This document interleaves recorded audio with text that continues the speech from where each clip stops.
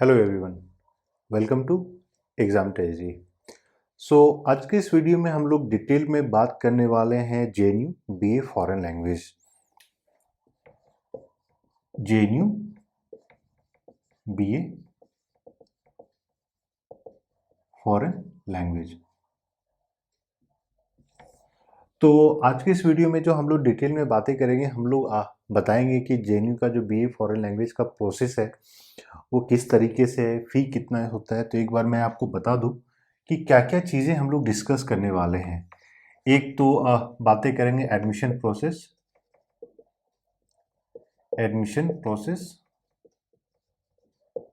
ठीक है। और इसी में बात कर लेंगे हम लोग एलिजिबिलिटी की, एलिजिबिलिटी। और इसमें हम लोग फिर जो नेक्स्ट चीज़ हम लोग बातें करेंगे वो है फी स्ट्रक्चर,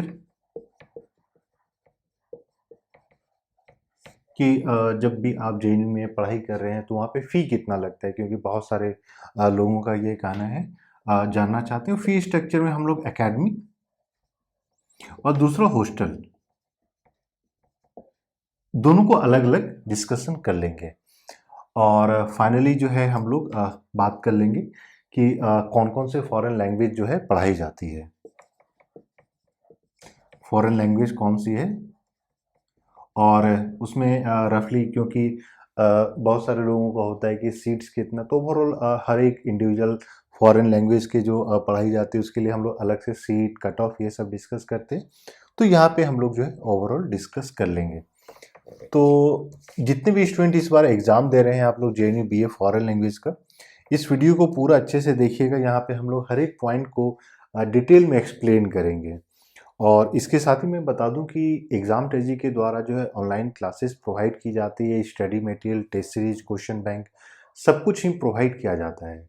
तो जितने भी स्टूडेंट नेक्स्ट ईयर के लिए प्रिपरेशन कर रहे हैं और आप लोग चाहते हैं कि आपका 100% एडमिशन जेएनयू जैसे एक प्रेस्टिजियस इंस्टीट्यूशन में हो जाए, तो फटाफट आपको कॉल या मैसेज करना है। आप लोग क्लास ज्वाइन कर लीजिए, अपना 100% जो है आप प्रिपरेशन कीजिए, सो दैट कि जब भी आप एग्जामिनेशन में बैठें तो आपका अच्छा स्कोर आए और आप जो है अपने एडमिशन को सिक्योर कर सकते हैं। क्योंकि ये चीज़ हम लोगों ने अक्सर देखा है कि जैसे जैसे एग्ज़ाम का डेट नज़दीक आता है, बहुत सारे बच्चे घबरा जाते हैं कि सर मेरा प्रिपरेशन नहीं हुआ है और एडमिशन होगा नहीं होगा। तो उससे बेटर है कि अभी जब आपके पास समय है तो अभी ही सारा चीज़ को कर लेना ज़्यादा बेटर होता है। प्लस बहुत सारे ऐसे भी स्टूडेंट हैं जो लास्ट ईयर इधर उधर कहीं और से क्लासेस कर लिए और फिर अब उनका नहीं होता है, तो फिर अब एग्ज़ाम टेजी के साथ जुड़ते हैं। तो उस चीज़ से आपको बचना है। आपको उसके लिए कॉल या मैसेज करना है 8448878849। तो इस नंबर पे आप कॉल या मैसेज कर सकते हैं और आपको सारा इन्फॉर्मेशन दिया जाएगा। आप इस पे व्हाट्सएप कर सकते हैं। और वीडियो के डिस्क्रिप्शन में एक गूगल फॉर्म भी दिया गया, उस गूगल फॉर्म को फिल कर लें। और इसके साथ साथ जो है, अगर अभी तक आपने चैनल को लाइक नहीं, सब्सक्राइब नहीं किया है तो सब्सक्राइब कर लें, सो दैट जो भी इम्पोर्टेंट अपडेट होता है वो सारा इम्पोर्टेंट अपडेट आपको मिलता रहे। तो बात करेंगे आज बीए किस चीज़ का, फॉरेन लैंग्वेज, फॉरेन लैंग्वेज। अब देखिए ये है कि बहुत सारे स्टूडेंट का ये कॉल आता है कि सर मुझे हिस्ट्री में करना है, ज्योग्राफी, पॉलिटिकल साइंस। तो सबसे पहले मैं क्रिएट कर दूं कि बीए का जो प्रोग्राम है, बैचलर ऑफ आर्ट्स, ये सिर्फ जेएनयू में सिर्फ फॉरेन लैंग्वेज में कराई जाती है। हिस्ट्री, ज्योग्राफी, हिंदी, इंग्लिश ये सब नहीं पढ़ाई जाती है, सिर्फ फॉरेन लैंग्वेज ही पढ़ाया जाता है। और उसमें भी 10 लैंग्वेजेस की जो है यहाँ पे डिग्री प्रोग्राम है। इसके साथ ही मैं बता दूं कि बहुत सारे स्टूडेंट का ये भी मानना है कि क्या ये ऑनर्स प्रोग्राम है या ऐसी ही कोई डिग्री दे दी जाती है। तो मैं बता दूं कि ऑनर्स प्रोग्राम है, और जितना मान लीजिए आप कहीं और से हिस्ट्री ऑनर्स करते हैं या इकोनॉमिक्स करते हैं, उतना ही इंडिया में इसका वैल्यू, और इंडिया में नहीं अब्रॉड भी। क्योंकि बहुत सारे ऐसे स्टूडेंट हैं जो पीजी करने के लिए, पीएचडी करने के लिए अब्रॉड चले जाते हैं। तो आपको उस चीज़ के लिए घबराना नहीं है। तो अगर मान लीजिए हम लोग सबसे पहले बात करें कि कौन कौन से लैंग्वेज पढ़ाई जाती है, तो आपका हो गया रशियन हो गया, जर्मन, फ्रेंच, स्पेनिश, तो ये सारे चार आप ये बोल सकते हैं कि यूरोपियन लैंग्वेज है पढ़ाई जाती है। और यही अगर हम लोग बात करते हैं ईस्ट एशियन के लैंग्वेजेस का, जापानीज, कोरियन, चाइनीज, तो ये ईस्ट एशियन लैंग्वेजेस हैं। और इसके साथ साथ जो है एशियन लैंग्वेज में अगर आप मान लीजिए मिडिल ईस्ट में डालते हैं तो अरबिक, पर्शियन, पश्तो। तो ये टोटल 10 लैंग्वेजेज हैं जिनकी पढ़ाई जेएनयू में कराई जाती है, बीए से लेके पीएचडी तक। तो ये नहीं है कि मान लीजिए आपने चाइनीज में लिया तो चाइनीज में पीएचडी नहीं कर सकते हैं, चाइनीज में आप पीएचडी तक पढ़ाई कर सकते हैं। तो यहाँ पे जेएनयू से पीएचडी करने का एक अपना ही एडवांटेज है। प्लस मान लीजिए अगर आपको ज्वाइन करना है टूरिज्म में, विदेश जाना है, वहाँ से पीएचडी करनी है, तो आपके लिए वो भी गोल्डन अपॉर्चुनिटी है, क्योंकि बहुत सारे स्टूडेंट जो है एक्सचेंज प्रोग्राम में बाहर जाते हैं। तो अगर हम लोग बात करते हैं एडमिशन, एडमिशन का क्राइटेरिया क्या है, तो होता है एंट्रेंस एग्जाम। अब एंट्रेंस एग्जाम में जो है इसका अगर मान लीजिए ओवरऑल स्ट्रक्चर की बात करते हैं, सिलेबस हम लोग सेपरेटली अलग से डिस्कस करेंगे, आप वो सिलेबस वाला वीडियो देख लीजिएगा।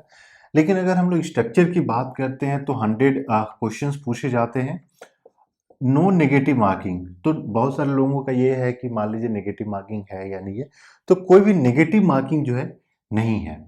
और 1 मार्क्स फॉर ऑल करेक्ट जो है आंसर्स मिलते हैं।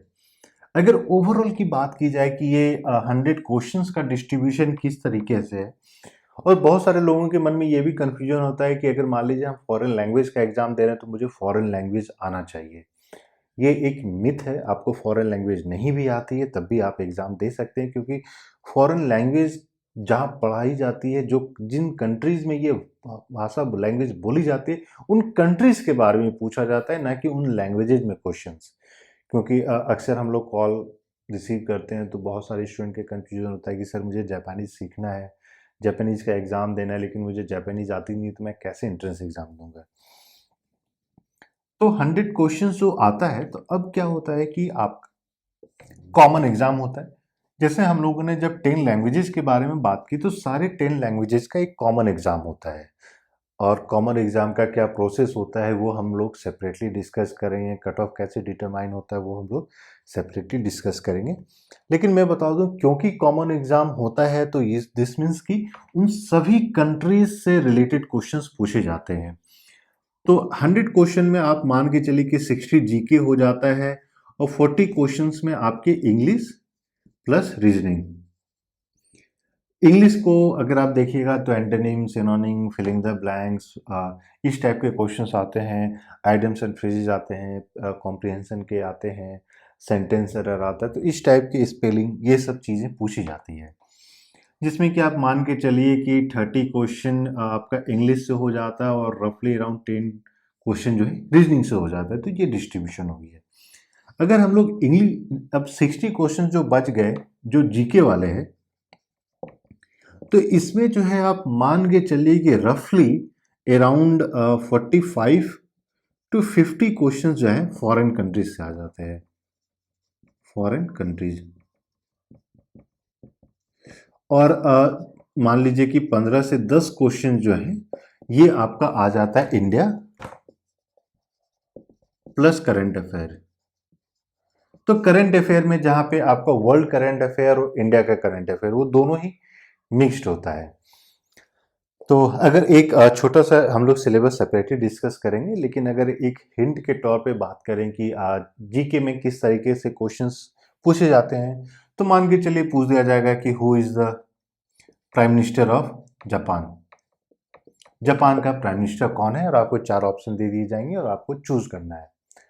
ठीक है, तो इस तरीके से क्वेश्चन पूछे जाते हैं। या फिर मान लीजिए आपको किसी पर्सनालिटी के बारे में दे दिया जाता है, नोबेल प्राइज विनर्स होते हैं लिटरेचर में, पीस में, किसी मान लीजिए फिजिक्स में, केमिस्ट्री में, तो उनके बारे में भी क्वेश्चंस अक्सर आ जाते हैं।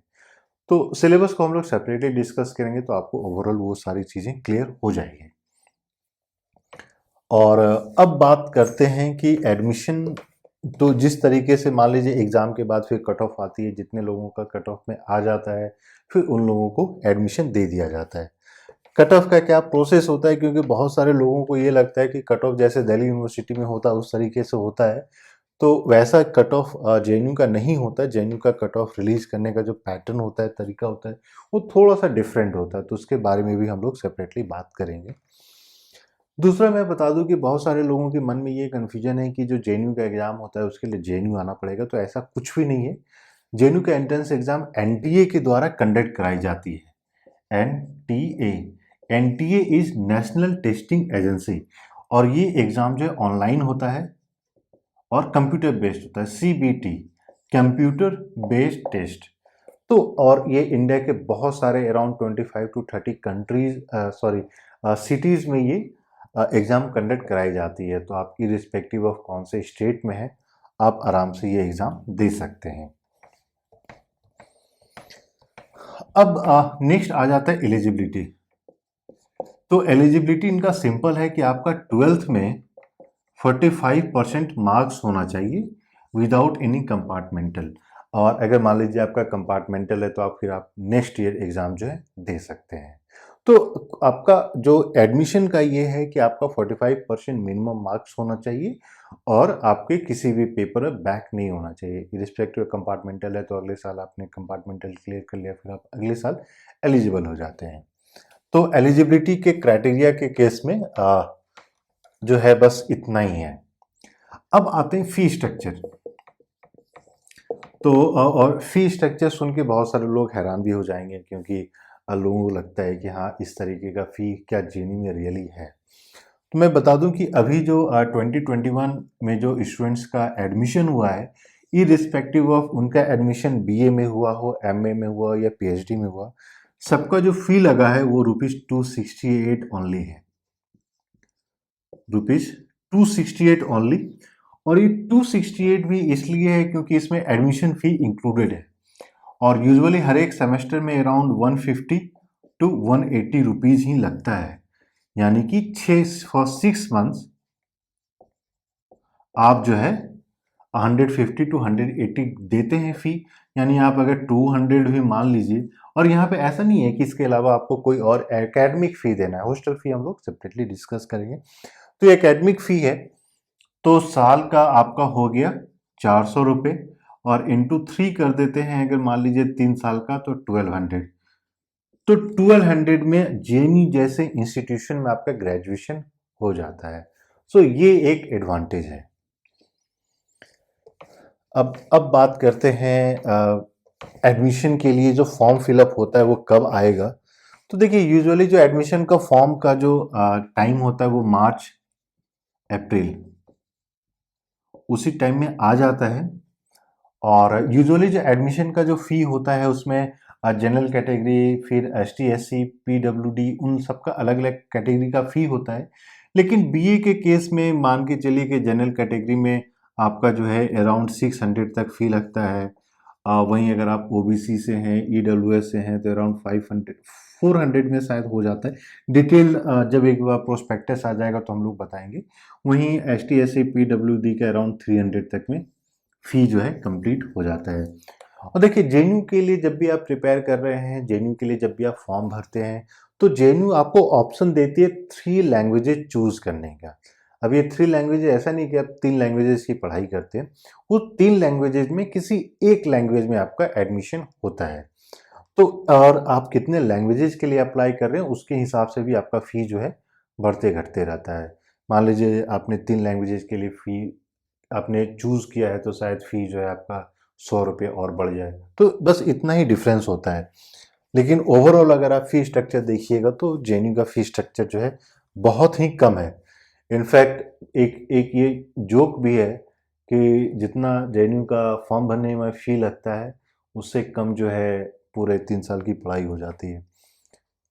तो ये एक रिलेवेंट जोक भी है। और इसके साथ साथ जैसे जेएनयू एक ऐसा इंस्टीट्यूशन है जहाँ पे आपको डेप्रिवेशन पॉइंट दी जाती है। अब डेप्रिवेशन पॉइंट क्या होता है कि एक्स्ट्रा मार्क्स होता है जो कि आपके जितने भी आपने स्कोर किया है एंट्रेंस एग्जाम में उसमें ऐड कर दिया जाता है। तो ऑल फीमेल कैंडिडेट्स को, जितने फीमेल कैंडिडेट्स हैं उनको 5 नंबर ऐड हो जाता है। दूसरा होता है बेस्ड ऑन कोटाइल डिस्ट्रिक्ट, तो उन सबको कोटाइल डिस्ट्रिक्ट के बारे में भी हम लोग सेपरेटली बताएंगे। जहाँ पे कोटाइल डिस्ट्रिक्ट में अगर आप आते हैं तो आपको 6 नंबर 4 नंबर इस तरीके से एक्स्ट्रा मार्क्स दिए जाते हैं। अगर आप फीमेल कैंडिडेट हैं, ST SC OBC quartile district में है तो आपको 2 नंबर और दिया जाता है। रिजर्वेशन के अलावा फिर आपको जब ये सारे मार्क्स मिलते हैं तो वो एक बहुत बड़ा एडवांटेज हो जाता है। अब आते हैं हॉस्टल फी को लेकर। तो जेएनयू का जो सबसे ज़्यादा आप बोल सकते हैं कि जो कॉस्ट आता है वो एक हॉस्टल फी ही है। तो हॉस्टल फी का क्राइटेरिया क्या है कि जितना भी जो आपका वेरिएबल एक्सपेंडिचर है, variable expenditure in terms of कि एक हॉस्टल का जितना खाने का बिल आया उन सब को ऐड करके divided by number of total cost, total student कर दिया जाता है, जो कि रफली आप मान के चले कि 2500 तक में पर मंथ आ ही जाता है हर एक महीने का खाने का खर्च। तो एक ऐसा कॉस्ट है जो कि मुझे लगता है कि बहुत सारे बच्चे बियर कर सकते हैं 2500 पर मंथ। लेकिन इसके साथ ही मैं बता दूं कि जेएनयू के द्वारा जो है स्कॉलरशिप भी दिया जाता है जिसको एमसीएम बोला जाता है। एमसीएम मतलब मीन कम मेरिट स्कॉलरशिप, जो कि रफली अराउंड 2000 पर मंथ होता है और वो उन सारे स्टूडेंट्स को मिलता है जिनका एनुअल इनकम वहां 1 लाख से जिनका कम है, तो उन सबको दिया जाता है एनुअल इनकम, ये नहीं कि मंथली इनकम। क्योंकि एक स्टूडेंट ऐसे भी थे इस बार जिनका एडमिशन हुआ, वो बोल रहे हैं कि सर मेरे पापा का तो 80,000 ही पर मंथ इनकम है, क्या मुझे मिलेगा? मैंने बोला कि पूरा आपको जो है 10-20 लाख मिल जाएगा पर मंथ। तो ये जो है एक बहुत बड़ा एडवांटेज होता है कि आपको मान लीजिए 2500 मिल रहा है और 2000 जो है सरकार ही दे रही है। एक यूजुअली लोगों का जो एक सवाल आता है कि क्या मुझे कितना पर मंथ जो है खर्च में हो जाएगा, तो मेरे हिसाब से आप रफली अगर मान के चलते हैं कि 4000 रुपीज़ अगर आपके पास रहता है तो आप आराम से जेएनयू में पढ़ाई कर सकते हैं। और यहीं अगर मान लीजिए आपको 2000 एमसीएम स्कॉलरशिप मिल जाता है तो इसमें और माइनस कर दिए 2000 रुपये, तो मान के चले कि 2000 पर मंथ अगर भी आप घर से मंगा रहे हैं तो आपका हो जाएगा। और जूनी में कोई इलेक्ट्रिसिटी बिल नहीं देना है, बेड चार्ज नहीं देना है, 10 रुपये लगता है यार, वो तो आप महीने का वो आप आराम से दे सकते हैं। Plus in terms of library अगर हम लोग बात करें तो यूजुअली लोगों का सवाल होता है कि लाइब्रेरी कैसी है, और लोगों का एक रिक्वेस्ट आया था कि सर आप लाइब्रेरी पे भी वीडियो बनाइए। लेकिन बहुत सारे यूट्यूब चैनल को आप देखिएगा कि फर्जी में लाइब्रेरी का वीडियो बना रहे हैं, लेकिन उसमें कोई फ़ायदा नहीं है। लाइब्रेरी में घुसने के बाद उसको वीडियो देखने की ज़रूरत नहीं पड़ेगी। तो अब एक यहाँ पे जेएनयू में एक एडवांटेज होता है कि हर एक सेंटर का भी अपना लाइब्रेरी होता है। अगर मैं इकोनॉमिक्स डिपार्टमेंट का हूँ तो इकोनॉमिक्स की तो पूरी एक बिल्डिंग ही है जो सिर्फ इकोनॉमिक्स की लाइब्रेरी है। उसके अलावा जो अलग अलग सेंटर्स होते हैं, डिपार्टमेंट्स होते हैं, उन डिपार्टमेंट का भी अपना लाइब्रेरी होती है। तो लाइब्रेरी की तो कमी है ही नहीं जेएनयू में। उसके अलावा जो है आपका सेंट्रल लाइब्रेरी है जो कि अराउंड 13 मंजिला बड़ा लाइब्रेरी है। पढ़ने का कोई दिक्कत नहीं है, आपको इलेक्ट्रिसिटी बिल नहीं पे करना है, आपको internet wifi 5G free of cost मिलता है। तो पढ़ने के लिए इससे बेटर जगह जो है नहीं हो सकता है। तो मुझे लगता है कि ओवरऑल जो हम लोगों ने आप लोगों को बताया है in terms of admission process structure जो भी है, मैं उम्मीद करता हूँ कि अब आप लोग जो है सीरियस हो जाइएगा, अपना प्रिपरेशन स्टार्ट कर दीजिएगा। क्योंकि अगर अभी आपने डिले कर दिया तो शायद आगे चल के प्रिपरेशन करने में प्रेशर आ जाती है, फिर आप उतना एफिशिएंटली हार्ड वर्क नहीं कर पाते हैं जितना आपको करना चाहिए। और इसके अलावा अगर मान लीजिए आपको कोई और इन्फॉर्मेशन चाहिए तो आप लोग कॉल या मैसेज भी कर सकते हैं, हम लोग आपको सारा चीज़ एक्सप्लेन करेंगे। और अगर आप जो है कमेंट में जाके कमेंट भी कर दीजिए सो दैट कि हम लोग आपके क्वेश्चन को 100% आंसर दे पाएँ। और मैं बता दूं कि अभी जनवरी 3 से हम लोग ने न्यू बैच लॉन्च किया है। तो अगर आपको प्रिपरेशन करनी है, अब अगर आप चाह रहे हैं कि 2022 में आपका 100% एडमिशन हो जाए, तो आप जो न्यू बैच लॉन्च किया गया है यहाँ ज्वाइन कीजिए, जहाँ पे क्लासेस के साथ साथ वीडियो लेक्चर्स के साथ साथ हम लोग लाइव क्लासेस भी देते हैं और आपको वो सारी प्रोसेस के थ्रू भी बताते रहेंगे किस तरीके से सब्जेक्ट चूज़ करना है, वो सारा बताएंगे। इसके अलावा हम लोग ने ये भी सोचा है कि बीए फॉरेन लैंग्वेज से रिलेटेड जितने जो क्वेश्चंस होते हैं यूजुअली कि यूपीएससी को लेकर या बाकी सब्जेक्ट्स को लेकर या किस तरीके से हम प्रिपरेशन कर सकते हैं, तो इन सभी के बारे में भी हम लोग आपको बताते रहेंगे। तो होपफुली मैं उम्मीद करता हूँ कि ये पूरा जो वीडियो है ये आपको पसंद आया होगा, और अगर आपको पसंद आया है तो वीडियो को लाइक और शेयर भी करें। So we wish you all the best, और फटाफट कॉल मैसेज रजिस्टर कीजिए और अपने प्रिपरेशन को स्टार्ट कर दीजिए। We wish you all the best and happy new year. Thank you.